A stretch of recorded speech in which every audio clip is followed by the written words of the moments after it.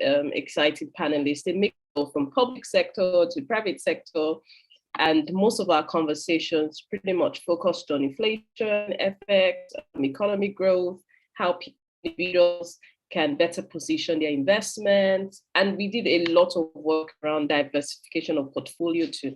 So this year, Inga and I are the first guys on the call on our discussion for 2022.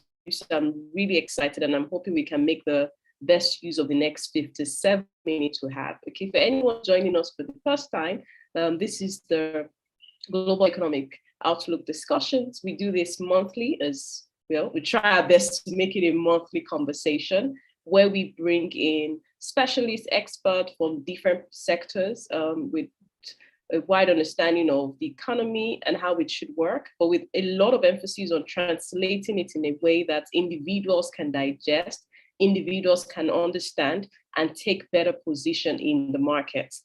So today I have Benga and Ayo, and I'm going to just throw it over to both of you, okay? Literally 1 to 2 minutes. I would like you to just briefly introduce yourself. Let me start with Benga, if that's fine.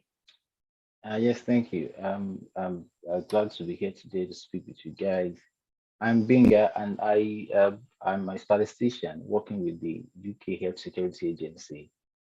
So I work in the statistics production division of the agency.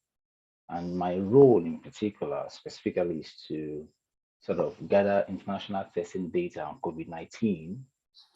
So I publish test data on people who are coming to England. I analyze that and publish that every week. So I may have a bit to say today on COVID-19, how it has impacted the economy, Nigeria, and at large, hopefully, the global economy. So yeah, thank you for having me. Okay, thank you, Benga. Ayo, please introduce yourself. Okay, thank you so much for me.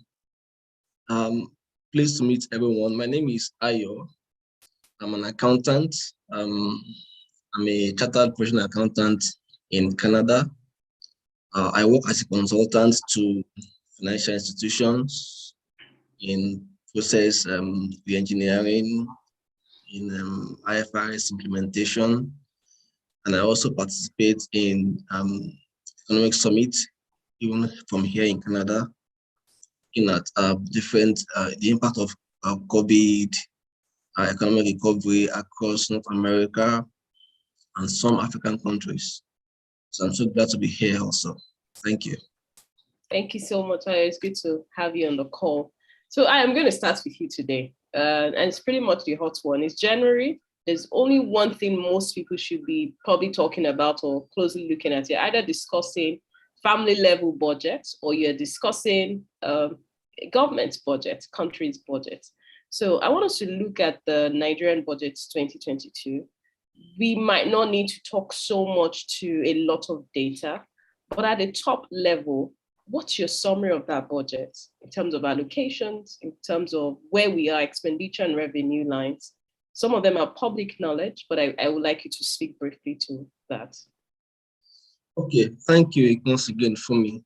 As we all know that Nigeria has improved when it comes to the signing of the budget.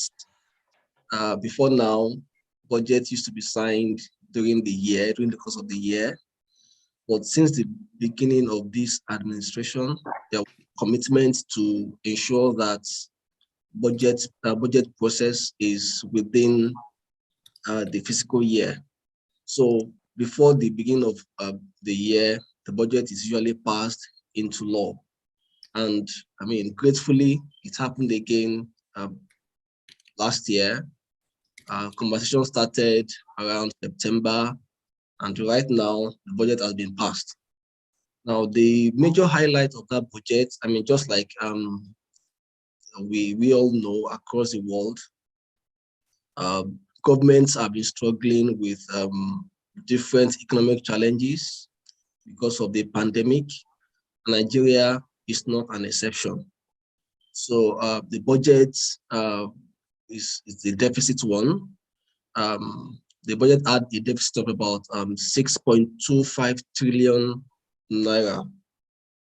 The minister herself acknowledge that Nigeria has a revenue problem and not an expenditure problem, meaning that the revenue of the government, the revenue projection by government is not able to cover all the costs. So we have such a huge budget deficit. Now, one of the major issues with Nigerian budget for 2022 is that, like I said, it's a deficit of about 6 trillion.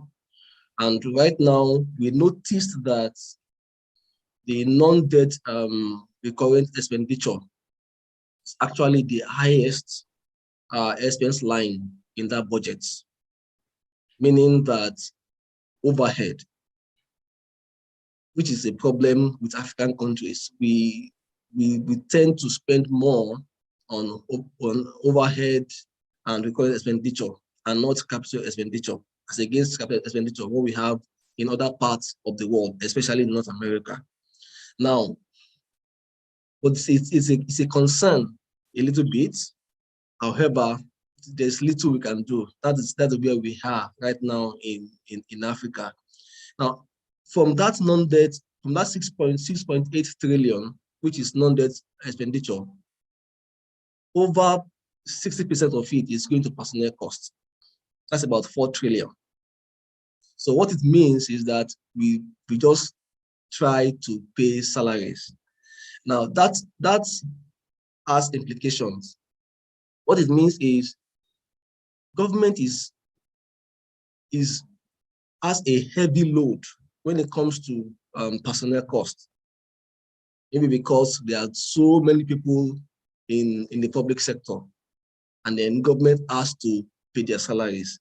Now, but good thing is somehow this present government is trying to also allocate like 30% of the budget to capital expenditure, which is a significant improvement. Last year, the capital expenditure was like 18% of the entire budget, but this year it has grown significantly to 30%.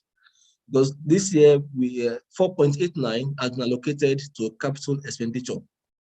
And I think you can see that from the infrastructural projects, the rail projects, and the other road construction embarked upon by Nigerian government, which is a good sign, really. Because right now, we are beginning to think long term, saying let's allocate more resources into infrastructures that would make the economy to do well, which is good. I mean, because I would imagine that will be a sort of job creation for people because of the rail construction, the road construction. I understand very much that there's this bridge in the southeast area that is almost near completion. Some train project has been commissioned, so which is a good thing, really. So capital expenditure was given 30% of the total budget in 2022. Now, another major highlight of that budget is debt servicing expenditure. I mean, we know that because of the revenue problem, government has very few options when it comes to revenue generation.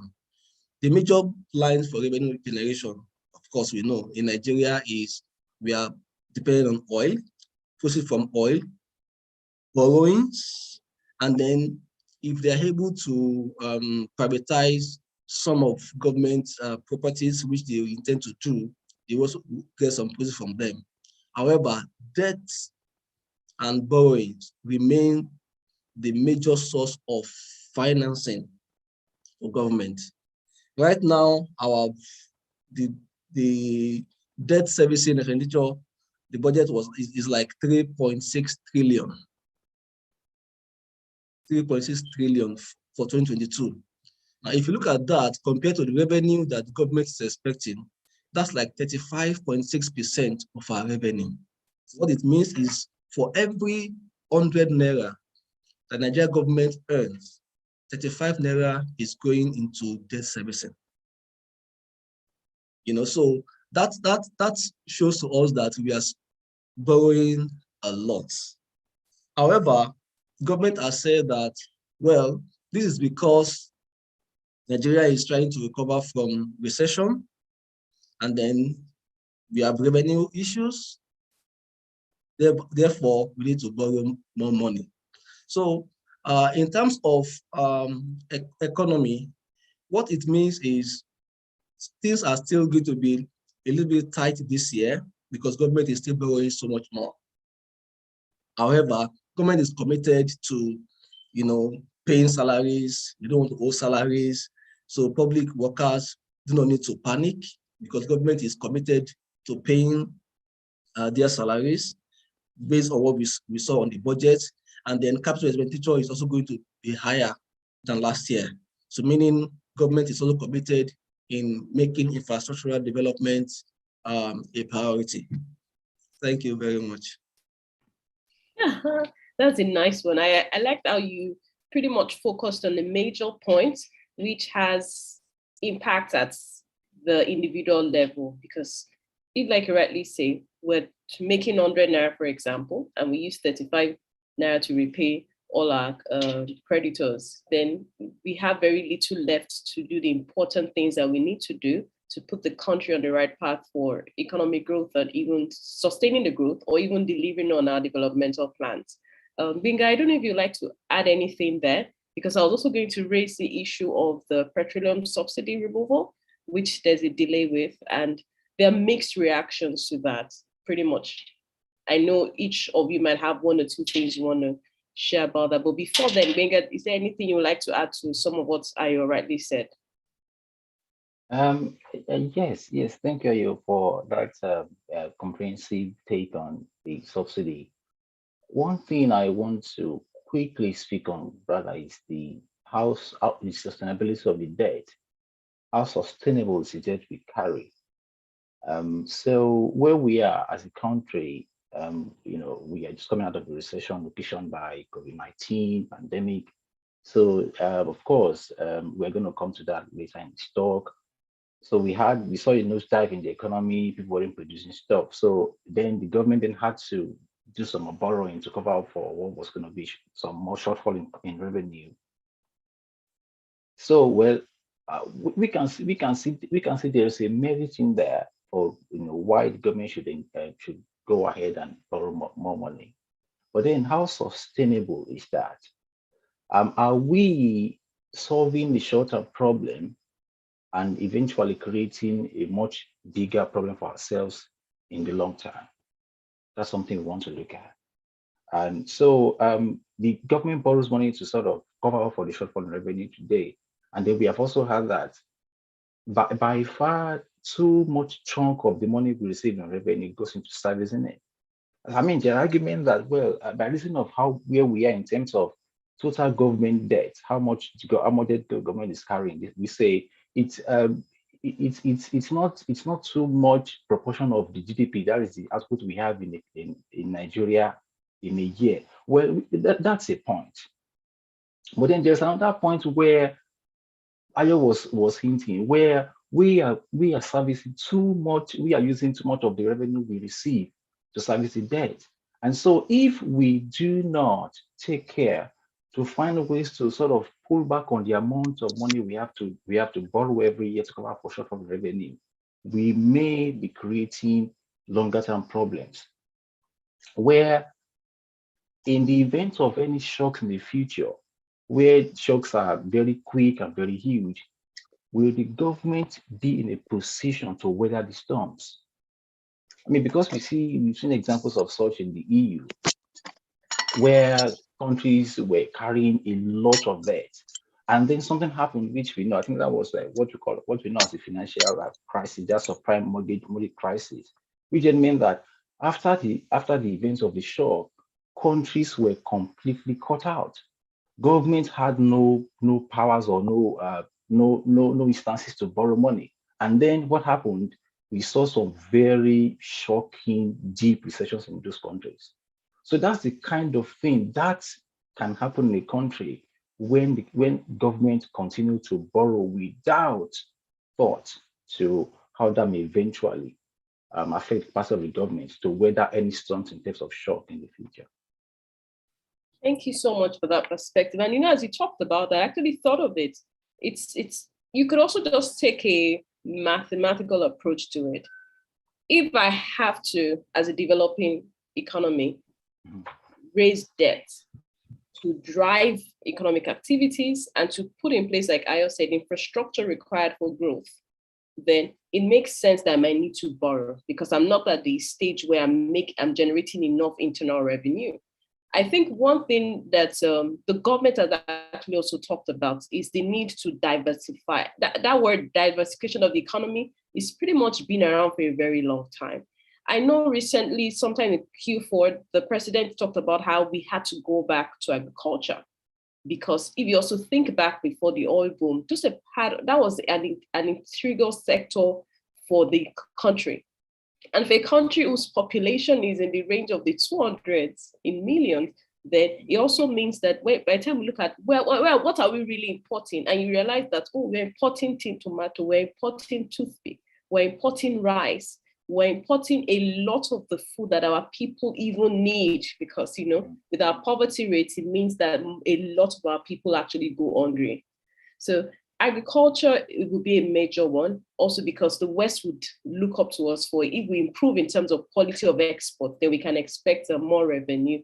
But to say we to a large extent reduce debt, I would say what we might also really be looking at, and I'm sure, to be frank, sometimes when we have this conversation, I personally think that we have smart people in the public sector who are thinking deeply about a lot of these things. I think the difference is it's taking us time to see the impact of those decisions. It's taking us a long time to see how, which just triggers to us that there's a lot of systemic changes that would have to take place. To a great extent, I also believe strongly that as individuals, a lot of individuals have to take ownership. So I work in public sector, I work in private sector. I have to take ownership for the economy and say, how can I better deliver as someone who functions in the entire system? Even at that individual level, if people get more, I want to say patriotic to an extent, maybe a lot of these conversations will see the results. Because guys, what you will talk about, we've heard it a lot. People say it quite a number of times. There is also this other point on incentives of government to borrow, actually. So the government of the day, I theorize that the government of the day has more incentive to borrow than to find other means of financing projects. Why do I say that? So, we are talking here about the comparisons of cost and benefit. So if you borrow now, you can pay salaries, you can embark on projects, you can do a lot of things. For example, elections are coming next year. You can ingratiate yourself into the hearts of people so that people can come back to vote for you. So the benefits of borrowing now, right now, the benefits are present, current, we can see them. But then the cost of the borrowing is only going to start to trickle in. Well, government can find itself in a pickle where all of a sudden the country is in a recession, in a shock, and then the government has to respond. The government doesn't have capacity to do that. But we don't usually see that. I mean, these are events that happen only very rarely. Right. So the benefit of borrowing is present, people can borrow. But then because the government of the day doesn't have the obligation, why it doesn't have to sort of think about the problems that can come from not being able to service the debt even in the future. So the government just thinks, well, if we make enough to sort of service the debt while I'm in power, while I'm in administration, maybe that's not so bad. So that places the government in a place where it's just easier, it's more convenient for the government to go ahead and borrow. So then, what can we do to get around this? This is where the legislature has to hold the feet of the government to fire. So this is where the legislature has to ensure that the government is more fiscally responsible. Because if we speak of this from the perspective of the government of the day, we know that the government of the day certainly has more incentive to borrow because it doesn't have to do anything about the cost of it.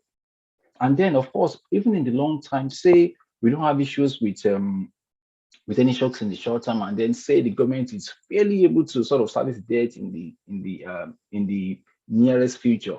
We also know that the more we borrow today, the less we can borrow in the future. And of course, we also should also realize that the more debt we carry, ultimately, the more interest rates the people who want to lend you more money want to receive. So which means you borrow more money, well, you have to service more of it. But what also means is that you also have to pay more in terms of more percentage of interest rates on the service on the debt you carry. So these are some of the other perspectives on debt carrying and debt servicing that I thought we should be looking at. Okay, thank you so much for that, Benga. Okay, because I'm quite mindful of time, I want us to quickly talk about the petroleum subsidy removal. Ayo. Okay, thank you so much. One of the highlights of the budget presentation by our government is that from July, government envisaged that subsidy will be totally removed, or what they refer to as full deregulation of the oil and gas sector. In fact, government had even gone ahead to make that into law, the PIA, the Petroleum Industry Act. However, you know, I mean, all around the world, politics and economy are so difficult to separate. You need one to enable the other. Now, looking at the realities of Nigeria in terms of economic hardship, I think the economy went to recession like twice, just few years ago, and then people are just trying to recover from that shock. Government, in its wisdom, felt that this should be deferred, meaning going forward from July, subsidy still remains. However, the budget had been prepared with that mindset, with that assumption. One of the assumptions is that subsidy will not be paid from July.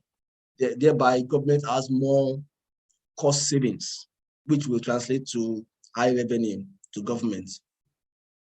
Now, that is going to be a little bit challenging to government because, one, some investors who were so keen in investing in the oil and gas sector, they felt somehow motivated to say, okay, Nigeria government is now going to regulate that sector. If I bring in my funds, I know that prices will be fixed by forces of supply and demand. Right now, they are scared. They're saying this policy has been changed all of a sudden within 1 week. It won't happen again this year. Now, the impact on that of the budget is that government will either borrow more. In fact, they will need to borrow more to sustain subsidy payment. Now, well, in the past, Nigerian governments usually have what we call supplementary budgets. So what I envisage is that in the next 1 or 2 weeks, the Minister of Finance, we need to go back to the National Assembly with a supplementary budget to say this is how we intend to retain the subsidy regime, and then most likely our debt profile is going to rise. We are talking about 35% of revenue as a ratio of debt to our revenue in the current budget. What it means is it's going to be higher. It will go up, leaving very little headroom for raising funds. And then, like Benga rightly pointed out, those debts might become more expensive because when your creditors look at your balance sheet and they discover that you are highly leveraged, of course, they want to pay, they want to ask for a premium before they give you money. So what it means is Nigeria government is going to borrow more. Our fiscal policy will become tighter because there's low headroom for government to play around with. The impact of that also is that government is going to be very, very constrained. However, the good side of it is that being a pre-election year, government is going to be very mindful of their decisions because they don't want people to react through voting. So maybe some palliatives again will be raised to cushion the effect of this economic hardship. But in terms of the PIA, I think you've taken some steps backward by saying subsidy should remain. So it's neither here nor there. Economically, it makes sense, but politically, it's not the right time, really. That's my take on it. Thank you very much for that, Tayo. Thank you. Because part of what you said was going to also lead me to the conversations around attracting foreign investment. Because if there's a delay to the PIA, then probably, like you said, that might discourage potential investors in that sector. But beyond that, what are the other things you can look at? But before then, Benga, do you have any comments you also want to share or thoughts that you'd like to share with us regarding the subsidy removal or delay? Yes, I'll try to keep it short. Remember I said a moment ago something about the incentives of the government of the day to either borrow more or less. I think what I just said a moment ago sort of just goes straight to the heart of that point. We have a government in place, but then if we have elections, next year elections are looming on the horizon. The government has to find ways to to ingratiate itself into the hearts of the people. So one important way the government can do that, one important instrument now, then happens to be subsidy. Well, so there were plans to sort of pull that out of government spending. Now they're like, we can't remove this now because of course we know why. So we see straight of why, just by reason of the way government is set up in a democracy or the way we have it in Nigeria, the government is going to want, now the government we have to borrow because in the budget that we have, we didn't have any plans to pay for any such subsidy. But now the government has then gone back on its word and said they are going to pull that back in. So the only way to foot the bill for subsidy will have to be by borrowing, unfortunately. But then we also can look at the merits of subsidy. Pulling out subsidy pulling out subsidy in its entirety is going to have some huge negative impact on parts of the population.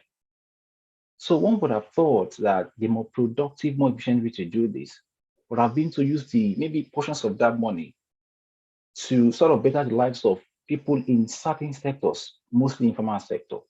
But because we have an economy where the informal sector is very huge, so the government doesn't have means or mechanisms to target such funds to people in the informal sector. So the only way the government has is to literally just throw the money in the air because that's what's happening. So anybody can catch it, then we see. So if you want to sort of give £100, 100 naira to people on the street, and then you just throw that into the air, you know what you are going to get? People who are stronger, who have been going to the gym, people who are stronger, who are doing sport, who are athletic, they are the ones who are going to benefit from that. You agree with me? But these are not the ones you wanted to support. You actually wanted to support the most vulnerable, which is what is happening in Nigeria.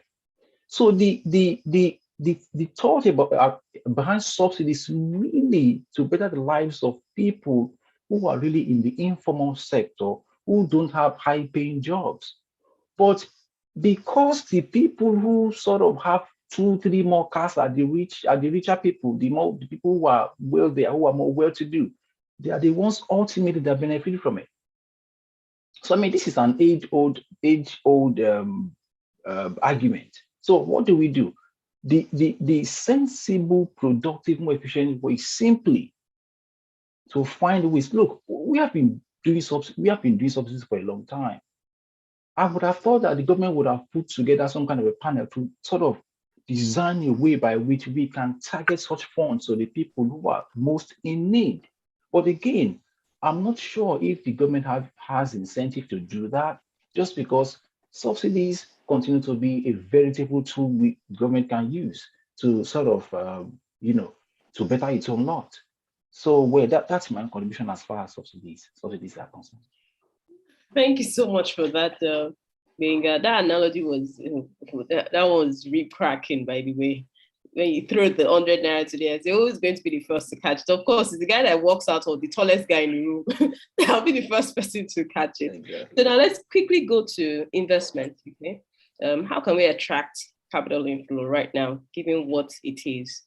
How can we still get the foreign investments in? I do want to speak, and I want us to just speak briefly in this area, especially given that we're in pre-election season. Okay, well, thank you. Well, there's a dear need for our government to attract more investors, especially foreign direct investment into the economy. We can all see the impact of liquidity in the foreign exchange sector on Naira, and see how Naira is being devalued almost every time. Naira is no longer competing well. That's because that sector has become so illiquid, such that it's so difficult for a common man to have access to Forex and all that.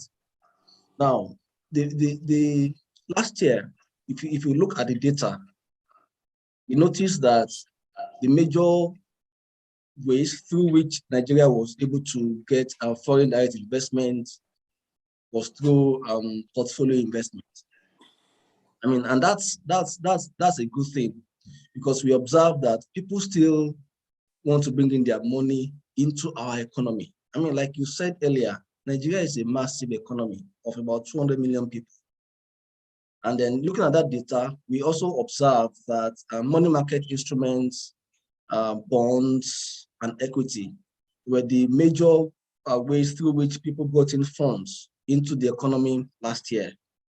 And that's expected, because of the kind of returns they will get. In North America, the interest rate is like 1%, 1.5%, but Nigeria, we're talking about something above 10%, on money market instruments, on bonds, and all that. However, the issue or the concerns of investors is inflation, and then the ease of doing business in Nigeria, how easy it is for them to repatriate their funds. So those are things that people are worried about, which I think the only person that can ensure that those things are not difficult is the government. I mean, we need to find a way to make it easy for people to repatriate their funds when they invest in our economy. I remember this celebrated case with MTN some months back. Those are things that will give very negative signal about Nigeria. That if I bring in my funds into the country, how easy will it be for me to take it out whenever I need it? So if we really want to attract a foreign direct investment, the ease of doing business is an area that we need to focus on, and then how easy it is for investors to repatriate their funds. But like I always say, we're not trying to focus on the difficulties. We see opportunities in Nigeria. We notice that ICT world is attracting a lot of foreign direct investment in Nigeria. People are coming up with initiatives, the fintech industry, they are coming up with initiatives, and we are seeing people investing in their money. So I would advise or encourage all entrepreneurs to become more creative, especially in the ICT world. That is the future of almost everything. In the health sector, financial services, even aviation. People are beginning to rely solely on ICT to drive their business. So as long as we create a good economic environment for ICT to thrive in Nigeria, I see that as a way through which Nigeria can attract more foreign direct investments into the economy. And like I said, if the environment is conducive for investors, if it's easy to do business, I don't want to talk about corruption, but I'm saying, but that's also a big factor. If those are there this year, despite the tight fiscal policy that we have, people are still willing to do business with Nigeria because of the kind of returns and then the size of the economy. Thank you very much, Ayo. I forgot to mention the fact that the interest rate they find appealing is a function of the risk. So the risk is high, the interest rate is high. So if you've got the lever, then you take the jump. But Gbenga, would you like to add something to what Ayo just shared with us? Yes, I did a good coverage on that. Only to, just going to say, so ease of doing business is a critical thing that investors look at before they sort of bring their money into any economy. And a crucial thing there is that this index is actually such that countries are ranked. So if you have done better this year, you sort of do better, just like you are ranked with FIFA or CAF or whatever. So we investors who are coming to the country can sort of make very quick comparisons. How good is the economy compared to that? So if I want to sort of bring my money to Ghana instead of Nigeria, I want to look at that index. But what's curious is that I've just had a look. So that index has sort of improved for Nigeria recently. I mean, at a point we were ranked maybe 148 of 190. So we have been better. But FDI flows into the country have not sort of kept up with that. Some would have thought that because we had an improvement in that ranking, more money should have been coming in, but we haven't seen that. And so it must be that there must be some other factors. Maybe it is that some sectors that used to attract such monies are not sort of reaching maturity, such that interest or rather returns from such sectors are not so good anymore. But now talking more globally, what can the government do? Well, as Ayo hinted on, ICT is something that there are many investors around the world who are looking for places to put money.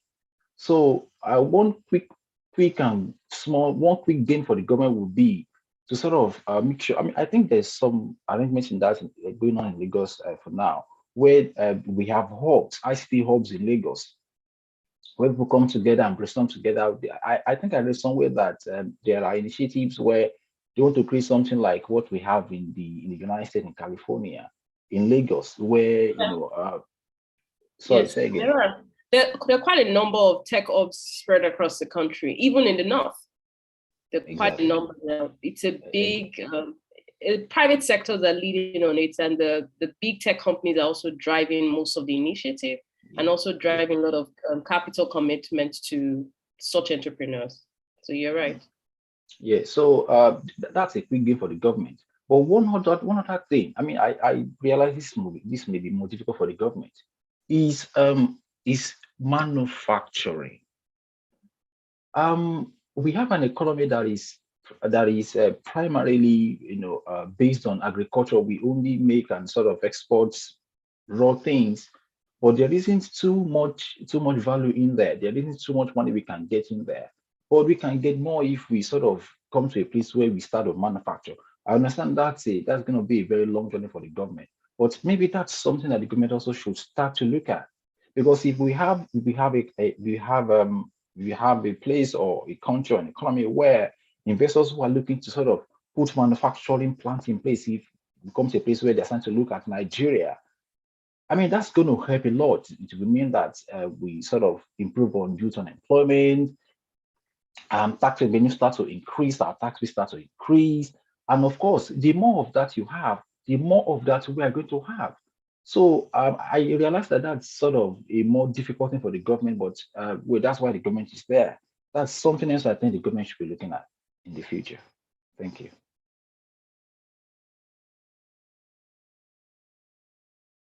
Okay, thank you for that, Gbenga. So I have a comment here from Benga too. He would like either you, Benga, or Ayo to make comments on the Nigerian digital currency. This was part of our conversation at the 5th live edition last year, or the 4th one too. We talked about the e-naira. So I don't know if either of you want to say anything about that. Yeah. The e-naira saw a lot of issues last year, but I'm aware that the banks, and we've seen it, most of the banks are leading on that now with the e-naira wallet and what have you. So I'm not sure. I'm tired of it. I've tried it out. Actually, I'm not. Have you seen anything about digital currency? Did you hear about it last year? For sure, I heard about it. But I haven't used it. I mean, I'm one of those who like to, when it comes to things like that, especially from our government, I'm one of those who try to allow time. Let's see how stable it is and all that. I've not used it.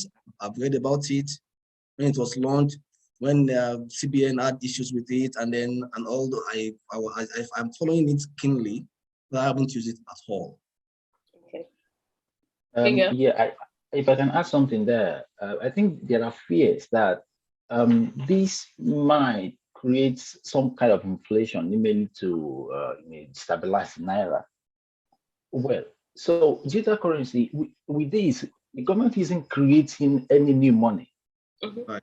So this is simply a representation of the money that is already in circulation. So rather than sort of deal with money physically, you can use equivalent of that. So I don't see how this can, in good conscience, cause any sort of inflation, because the government isn't creating any new money at all. Because we know that inflation happens because we have a lot of money chasing fewer goods. But in this case, we are only putting things in place such that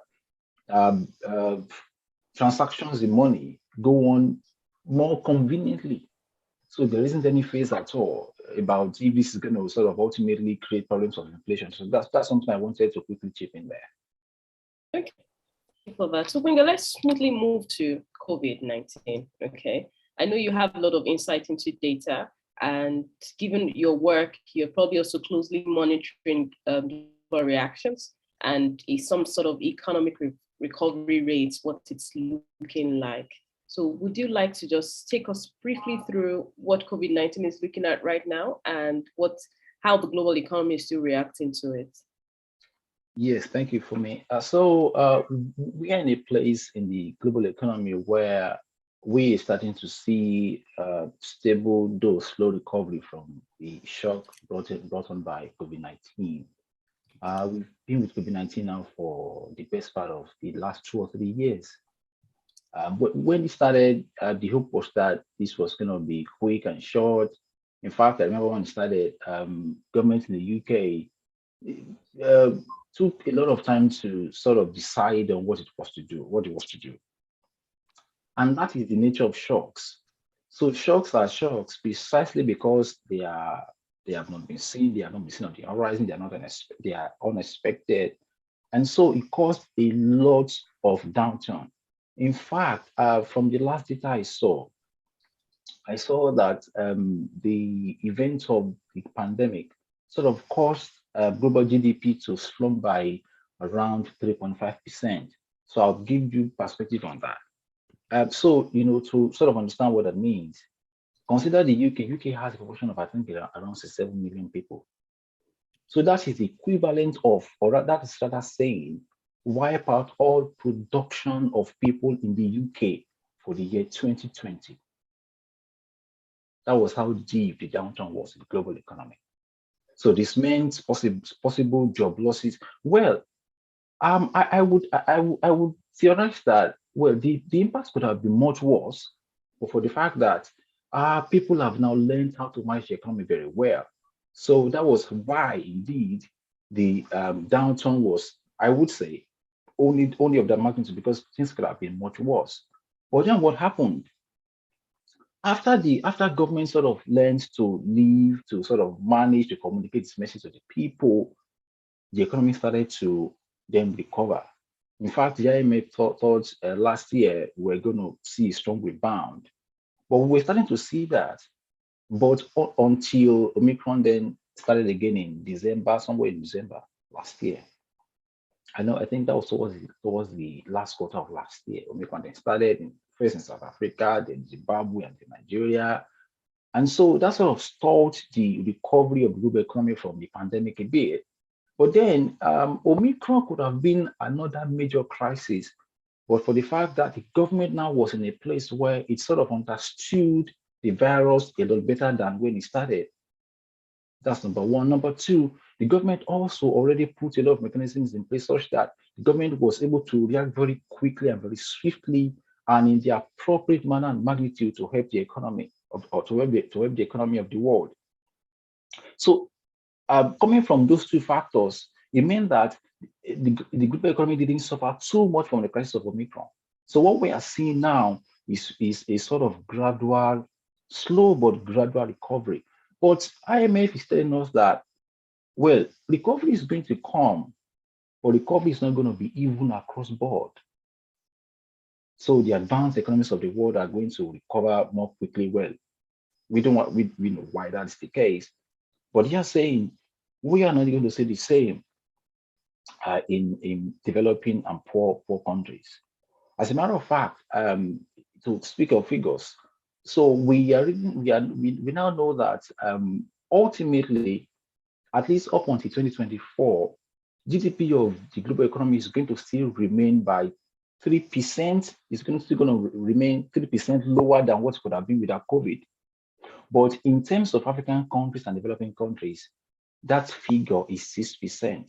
So we are going to see a recovery, though it's going to be slow, but at least unfortunately in 2024, while the rest of the world, people who are richer, countries that are richer, while they recover more quickly, the recovery is going to be much slower for Nigeria and developing countries. Wow, I think that I held my chest as you were about to share the data for the developing countries in terms of what we should be expecting or projections around GDP for 2024. And I would say it wasn't as bad as expected, because at least to an extent the gap isn't so wide, which also gives a bit of faith in terms of how much capital, the developing world is attracting, that we should effectively utilize to drive our own growth. And again, a lot of the resources required to maintain the West still heavily relies on global South. You still need the human capital to drive it. You still need the raw materials to keep the engine over there running. So I'll say the gap isn't as wide as my imaginations were. Okay. So Ayo, do you want to add anything to it? Because we'll now begin to wrap up, and I would like you to speak to, given where Benga's taking us to with COVID, I would like you to talk about the investment opportunities, because if we're looking at such data set for GDP in 2024, then 2022, pretty much most of us should start planning what we want to do ahead. But you can share a few thoughts on COVID and then just smoothly take us into investment opportunities for this year. Thank you. Thank you, Fumi. I mean, like Benga rightly said, I mean, the entire world, we are forced to be in the recovery mode, because we've been in lockdown for, say, 2 years, and then we've seen the impact of COVID across different sectors, different industries around the world. Right now, like you said, scientists are beginning to understand the nature of this virus more, and because of that, government feel that there's a need for us to bounce back. So we are forced to reset and be in a recovery mode. Now, for me, I will look at this in two perspectives in terms of the investment to look out for. Now, one key area where we see recovery, one key sector is the aviation sector. I mean, they were badly hit during this pandemic because of the lockdown. People could not travel. A lot of big airline industries went down. They started asking for bailout from government across North America. Although I don't think we heard anything like that from Nigeria. but I see the aviation sector bouncing back. I also see the hospitality industry also bouncing back. Now, I'm mentioning some of these big industries, which I don't know if any of us here has the muscle to invest in those type of industry. However, we can look at the value chain in these industries and see how we can maximize the little opportunities that we have. Now, we also notice, if you look at different government now across the world, we are also trying to improve infrastructure. I was surprised that in the US also, because of for some reason, things are just getting destroyed. Just yesterday they had one bridge in Pittsburgh that just collapsed. So government is trying to say, look, some of these our roads and infrastructures, we need to find a way to maintain them. We need to build new ones, because we are envisaging that when the economy recovers fully, there will be more activities. Now, I think what I would advise is that we should look at how to look at the value chain. You see, when there's infrastructure, a lot of things come to play. You know, people will work on site. How do I maximize that? You know, when there's a new road construction, there will be new settlements around that area. What can I do as a person to maximize those opportunities? Now, the other perspective is to say that during this pandemic, during COVID issues, some businesses did not suffer so much. And those are the businesses that we can call the essential services. Like the people in food business, people must eat, people in logistics, pharmaceutical companies, they were doing well. So for me, I'm beginning to think that I need to find a way to play in those sectors. Maybe I should start investing in pharmaceutical companies if I want to invest in shares. I mean, Pfizer, Moderna, and the likes. You can imagine how their revenue is. I mean, I don't know. I've not seen their financials, but I would imagine that they are making so much money. So then in the food business, you should begin to think of how do I put myself in that value chain. I keep repeating the word value chain because you don't necessarily have to be the one cooking the food. You can be doing delivery, right? Then Benga mentioned manufacturing, which I also think we need to start looking at as a nation, Nigeria. You know, in other parts of the world, just in 1 minute, in other parts of the world, during winter, they don't farm at all because there is snow everywhere. Meanwhile, they have enough food in store, which they have preserved during their farming season, that will feed them during winter for about 4 or 5 months. What does that tell us? They have good storage system. Anyone who wants to go into agriculture should begin to think like that now. That we have so much food in production and a lot of them go into waste because we don't have good storage system. So I would imagine that we should need to think through how do we preserve some of our perishable food? How do we invest in this kind of environment? And I think with that, we would all maximize our economic capacity. Thank you. Thank you very, very much, Ayo. That was a good one. Big idea you also like to share as we wrap up? It was a glitch there, I'm not sure. So I'm sure you were sort of calling my name. Yeah, so okay, do you have any thoughts you also want to just share? Yes. In terms of investment opportunities, you know, one could take a local look in terms of Nigeria where things are, and then globally. Globally, of course, which were the firms that sort of benefited from that? They always the sort of the tech firms, you know. It seemed like investments sort of do well now when they are in the tech because they don't quite suffer too much. You can For example, people were able to work from home when everything went down south. So in terms of manufacturing, it didn't do so well during because of the downturn we saw that came from COVID-19. But tech sort of did very well. So as Ayo said, that's something people should probably be looking at. But also is something in energy. So whether you're in the office or you're at home, you are going to use energy, So that's something as well people should be looking at. But then I realized that that may be different, or rather the frames you may be looking at will be different depending on if we are speaking globally or locally. But these are some of the two sectors I would be watching post-COVID in terms of investment. Okay, so fantastic. Thank you so much for sharing. Energy is, you're actually very right with energy. And it's also becoming more attractive for investors, especially when you look at alternative energy, clean energy. There's a global push around that. And for places in a country like Nigeria, where you have a lot of open space and you have access to sunlight. So also think of things like solar system. And I know the average person will say, oh, that's going to cost a lot of money. If we listen carefully to some of the things I also shared around ability to raise capital, attract foreign investment, what's happening now is you have a good idea.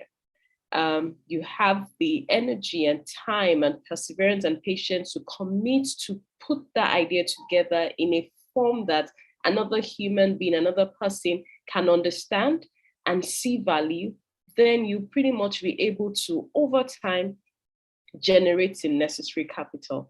So I know entrepreneurship is a different beast on its own. It's different from pursuing a path where you invest in capital markets or where you invest in money markets. Entrepreneurship is a lifelong journey, really. 5 years, you could still be at it. 10 years, you could still be at it. But 15 years, if you're there and you're getting it right, then you're definitely on the right path. So entrepreneurship is a big deal, and it doesn't have to be at a large scale. It could be at the small scale. So like Ayo, you were talking about value, just looking for where to play along the value chain system. It's very true. So I can just decide that, okay, I might not be able to afford, if I want to do energy, I might not be able to afford the initial outlay, but maybe I can go for a technical training that is subsidized by the government. And all of a sudden, I know how to assemble the batteries, the inverter, just the coupling alone. I know how to do that. That can become my own line of business. I can then set up a business where my job is to couple the products coming from a certain manufacturer or coming from a large importer in the country. So there are lots of ways around this. But I think we've had a fantastic 1 hour session with you, Aya and Benga, and I'm so excited you guys were able to join the call despite your busy schedule.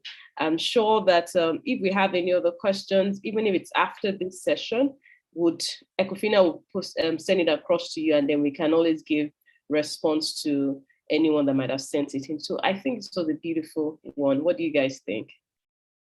Aya, what do you think? Well, I've enjoyed myself. It's been educative. I've enjoyed the issues raised by Benga. It's been fun. Thank you for me.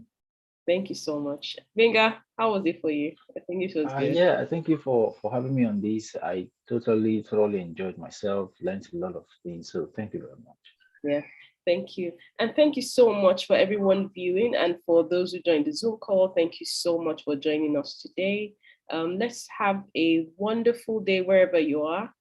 We also have the YouTube replay, so anyone can also can access that to take a look at. I think it's been a wonderful session, and I look forward to another session next month. Wishing everyone a beautiful day. Take care, guys. Bye. Thank you. Thank you, everyone. Bye. Bye. Bye.